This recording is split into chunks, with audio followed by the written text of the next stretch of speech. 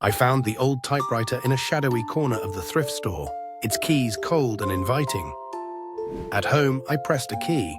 It clacked, then paused. My hands hovered, but the carriage moved on its own, letters hammering out, "I see you." I laughed, unnerved, and typed back, "Who are you?" The reply came instantly. "Look behind you." My blood froze. The room was empty, but the typewriter continued, "Almost there." I ran for the door, but the final line hammered out, "Too late." Cold fingers closed around my neck, and the last word I heard was the machine's echo, "Goodbye."